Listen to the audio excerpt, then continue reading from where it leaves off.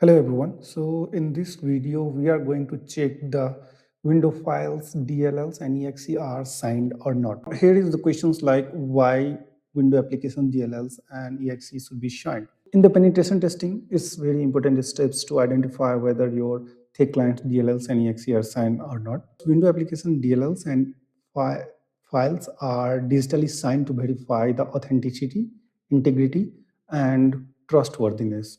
It verifies the publisher identity, ensure the file integrity, build user and system trust, regularity requirements, protect against DLL hijacking and the malwares. In short, digitally sign of window DLLs and EXE ensure that the software is authentic, has not been modified, and can be trusted by users, window, and enterprise security controls. Now, to verify the window DLL's signatures, we are going to use the tool called sign check. If you can see, this tool is open source and available on the GitHub. You can easily go and download it. So simply copy the relative path and open the CMD. To perform the signature check, we need two things. First is tool called signature check, and the second is the files where we perform scanning. Here we are going to use sign check tool, and for signature verifications we are going to use the DLLs and EXE of OpenSSL. The initial steps is to open a CMD.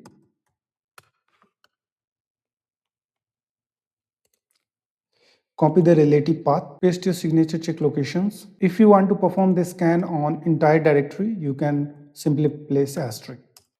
Here you can see, so when I done the signature check verifications, you can find that ptest.dll files is not signed, okay, and the company details, publisher details is not available over here. So we can conclude that these DLLs are not signed and it can't be trusted. Now we are going to see the another examples where we can get the information how the signed DLLs look like. Come to the tools called Notepad++, copy the path. When we give the full path of EXE, it means that it will perform the scans on this specific EXEs only. Now you can see it's verified, it's signed. Now it's signed by the company called Don.free, something like that. Publisher is Notepad. Okay, product is Notepad. This is the product version, this is the file version, and this is the machine type.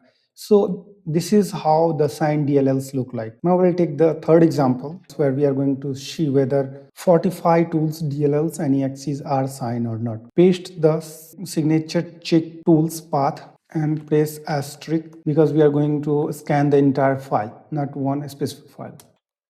When we perform signature check on the 45 tools, DLLs and EXEs, we found that this bad file is not signed, but sourceanalyzer.exe are signed, but the company and the product descriptions is not available. This is how we perform the signature check verifications on the DLL and EXE during the thick client testing.